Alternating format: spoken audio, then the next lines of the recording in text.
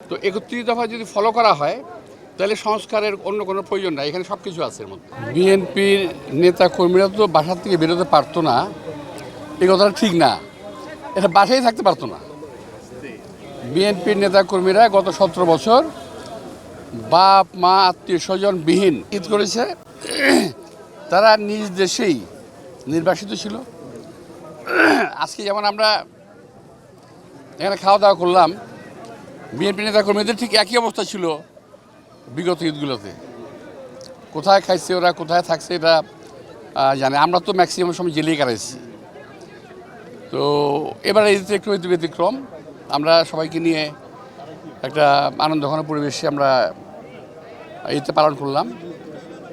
আমি সবচেয়ে ইন্টারেস্টিং যেটা আমরা এখন যেটা করলাম, এটা কিন্তু নতুন না, এটা আমাদের প্রায় হচ্ছে। বিএনপি নেতা কর্মীরা, বিশেষ করে ঢাকা মহানগর বিএনপি মজনুর নেতৃত্বে, মজনু এবং ওদের রবির নেতৃত্বে ঢাকা শহরের বিভিন্ন জায়গায় তারা ইফতারের আয়োজন করেছে, ইফতার খাইয়েছে এবং নিজেরাও খেয়েছে।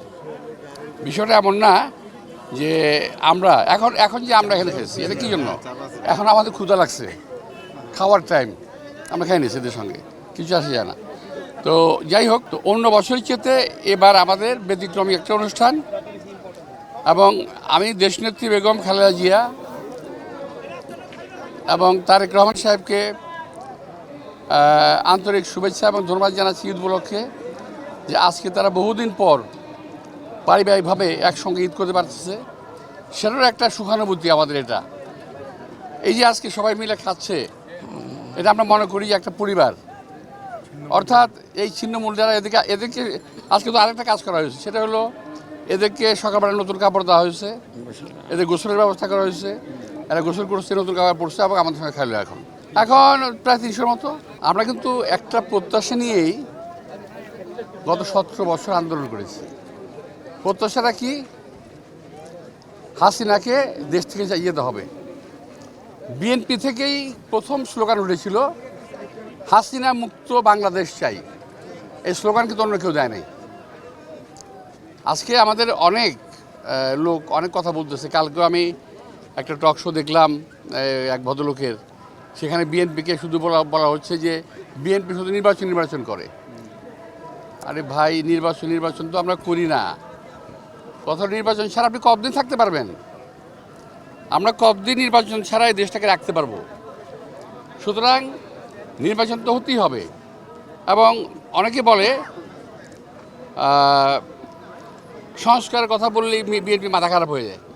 যারা কথাটা বলে, আমি বলবো যে যারা এই কথাটা বলে তাদেরই মাথা খারাপ হয়ে গেছে।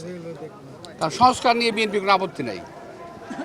আমরা ৩১ দফার সংস্কার প্রস্তাব এখন থেকে ২.৫ বছর আগে আমাদের নেতা তারেক রহমান দিয়েছেন। তো ৩১ দফা যদি ফলো করা হয় তাহলে সংস্কারের অন্য কোনো প্রয়োজন নাই, এখানে সব কিছু আছে এর মধ্যে, শুধু কাটছাট করতে হতে পারে। আর আমি একটা কথা বলেছিলাম, আমি আজকে আরও ক্লিয়ার করতে চাই, যে আমি বলছিলাম যে আপনাদের কিছু লোকের কলমের লেখা যে সংস্কার হবে, এটা আমরা মেনে নেব না বলছিলাম। তো অনেকে আমার এই কথাকে ভুল ব্যাখ্যা করেছে। কিন্তু আজকে আমি জানতে চাই, যারা আমাকে ভুল ব্যাখ্যা করেছিল তাদেরকে জানতে চাই যে এই সরকারের সংস্কার প্রস্তাব কোন রাজনৈতিক দল এককভাবে মেনে নিয়েছে? কোনো রাজনৈতিক দল আনকন্ডিশনাল মেনে নেয় নাই। তারা সবাই কিন্তু বলেছে এটা মানি না, এটা মানবো, এটা মানি না, এটা মানবো। তো সেখানে আমরা আগেই বলেছি, কোনো রাজনৈতিক দল কিন্তু বলে নাই যে এককভাবে আমরা সব মেনে নিলাম। কারণ মেনে নিতে পারে না এটা। ওনারা যেগুলো বের করেছে ওখান থেকে, ওনাদের ভিতর থেকে, ওগুলা স্বাভাবিক না। কিছু অস্বাভাবিক প্রস্তাব আমরা দেখলাম, যেটা স্বাভাবিক প্রস্তাব না, যেটা বাংলাদেশের জন্য চলে না। অচল কিছু প্রস্তাব তারা দিয়েছে। সেখানে আমরা সচল কিছু প্রস্তাব রেখেছি আমরা, যে প্রস্তাব বাংলাদেশে মানুষের জন্যে অত্যন্ত গ্রহণযোগ্য হবে। আর আমরা বিএনপি তো ১৭ বছর আন্দোলন করেছি হাসিনার বিরুদ্ধে, সংস্কারের পক্ষে, এবং আন্দোলন করেছি একটা সুষ্ঠু নির্বাচনের জন্য। এখন বলে যে সংস্কারের কথা শুনে বিএনপি মাথা খারাপ হয়ে যায়। আমাদের মাথা কোনোদিন খারাপ হয় নাই। আমরা বলছি ন্যূনতম সংস্কার এবং নির্বাচনের জন্য প্রয়োজনীয় সংস্কার করে দ্রুত নির্বাচন দেওয়া উচিত। পৃথিবীর কোনো সভ্য দেশ এই কথা মানতে পারে না যে একটা অনির্বাচিত সরকার যাদের দেশ পরিচালনায় মিনিমাম কোনো অভিজ্ঞতা নাই। হ্যাঁ, স্ব ক্ষেত্রে তারা প্রতিষ্ঠিত, কিন্তু যিনি ব্যবসায় প্রতিষ্ঠিত উনি দেশ চালানায় প্রতিষ্ঠিত না। সুতরাং ওই ক্ষেত্রে আমরা বলেছি যে অনির্বাচিত সরকার লোক দ্বারা সরকার বেশি দিন পরিচালনা হতে পারে না।